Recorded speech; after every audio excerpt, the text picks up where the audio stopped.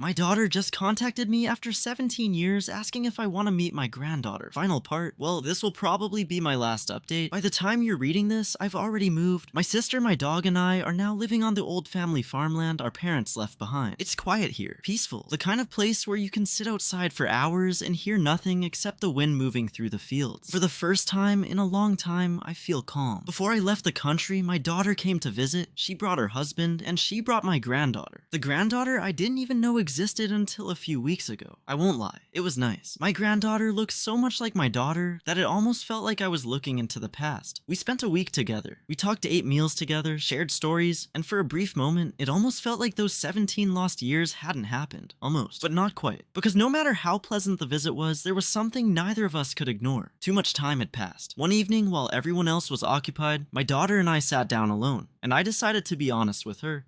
Maybe too honest. I told her that I had no interest in being a grandfather. That while I wished her daughter nothing but happiness, I simply didn't feel the emotions she wanted me to feel. I told her I wasn't angry anymore, but I wasn't the father she remembered either. And I certainly wasn't the grandfather she hoped for. The moment the words left my mouth, I knew they hurt her. She tried to stay strong, she really did, but eventually she broke down crying. Watching that was harder than I expected, not because I changed my mind, but because I finally understood something. The daughter sitting in front of me wasn't the 15-year-old who cut me out of her life, and I wasn't the man who had spent years begging for another chance. We were strangers connected by memories. Nothing more, nothing less. Before she left, I told her she was always welcome here, anytime. The door would remain open. If she wanted to visit the farmland, she could. If her daughter wanted to visit, she could. If they ever needed a place to stay, they would have one. But I also told her the truth. I didn't think we were getting our relationship back. Not really. Some things break, and sometimes they stay broken. The next morning, they packed their bags and left. There wasn't a dramatic argument. No shouting, no final revelation, just a quiet goodbye. She hugged me. I hugged her back, and then she drove away. That was months ago. Since then, she hasn't called, she hasn't texted. I haven't called or texted her either.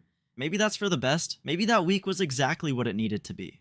Not a new beginning, not a reconciliation, just a chance for 2 people to finally say goodbye. As for me, every morning I wake up, make coffee, walk my dog, and watch the sun rise over the fields. My sister keeps telling me I look happier here. Maybe she's right, or maybe I've simply accepted that life doesn't always give us the ending we hoped for. Sometimes all it gives us is closure, and for now at least, that's enough.